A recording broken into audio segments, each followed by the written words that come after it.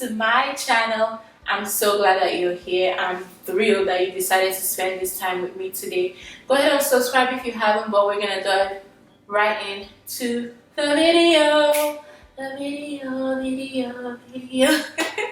I'm really excited about this topic today because I feel like it has just really helped me in general. So I used to consider myself very conflict averse, like don't try to rock the boat or like ruffle feathers, because if you watch my other videos and like have heard about my background, I was very basically like kind of like maintenance, like let me please people, like very people pleasing, like let me make sure that I am as easy to love as possible because my wound of rejection.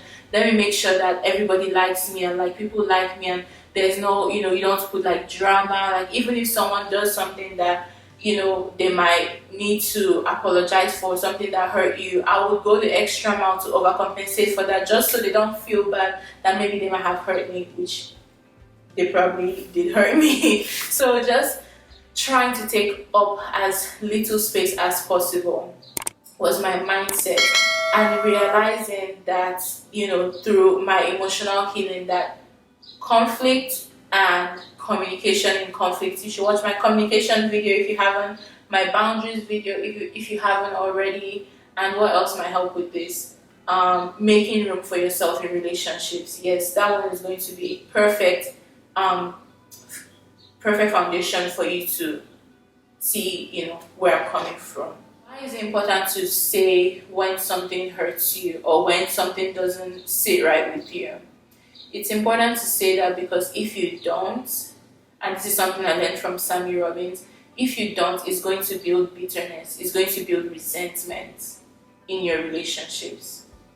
The other reason I found that it's important for me personally to like bring things up in relationships where even with people close to me, like if, for example, I don't know, like maybe my sis, like I share location with my sister on iPhone, and I think one time we had like a conversation, and then after that, like she just stopped the location, just just stopped sharing. I just wanted to clarify that that wasn't like saying something that she didn't mean to say, And even me saying that, she was like, oh no, she doesn't know what's wrong with her phone. But for me, that triggered something that happened earlier in a different relationship, where that was like, this person wanted to disconnect from me, and so they stopped sharing location to me. I was like, okay, fine, bye.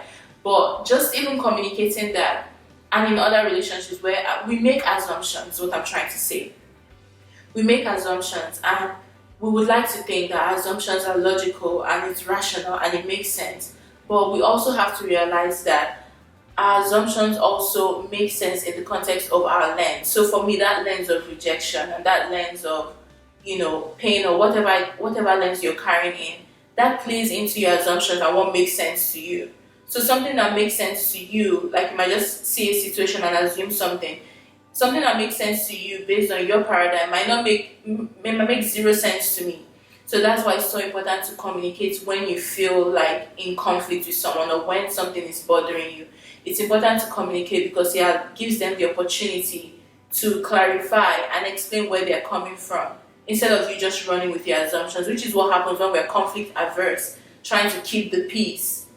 But we end up just building up resentment and bitterness towards people, and they have no idea that they're affecting us in that way. Why? Because that's not what they meant. We just interpret what they do from our lens, but they didn't do that thing from our lens. They did it from their own lens and their own perspective. So this is why communication is so key. If you haven't watched my video on why we communicate, go back, pause this video, go back and watch it. But it will literally save relationships, to just communicate. Don't be afraid of taking up space. Like if this person is in a relationship with you, they love you, you love them. Like make room. So that's another video. Make room for yourself in that relationship by saying when something doesn't sit right with you. And another thing is, don't go at it by blaming. Don't go at it just imposing your assumptions on them. Like for me, with my sister, when I had that communication with her, I wasn't just assuming. I was like, I just want to clarify just to make sure, is this what you meant by this? Ask it in a question way, like you're inviting them to give you their own perspective, and you're actually giving them a voice, and it shows more respect to them because you're not just dismissing and just running with what you think is going on.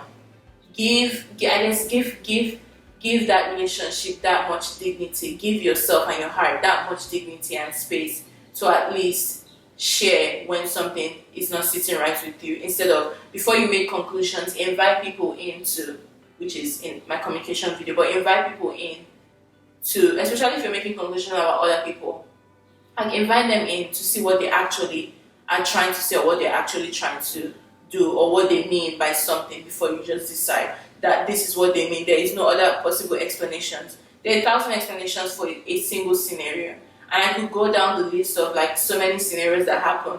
And based on my rejection lens, and based on my pain and my childhood pain, there was no other way. Like this is the only thing it can mean.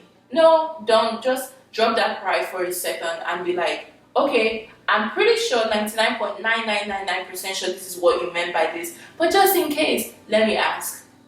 And it will save relationships, save you from unnecessary pain and trauma and conflict. So yeah, I hope this helps you in like addressing conflict and dealing with conflict and approaching conflict in a way. I hope it takes away like the scariness and the fear surrounding sharing when something hurts you or something wounds you, and inviting other people in. You're not blaming them. You're not saying they're doing something. In fact, start by saying, this is probably not what you meant by this, but this is how it has affected me. And then allow them to speak into that, or really clarify where they're coming from. That way you have healthy relationships, because if you cannot communicate when something wounds you, like how are you going to have a relationship with anybody? How are you going to relate to anything and anybody?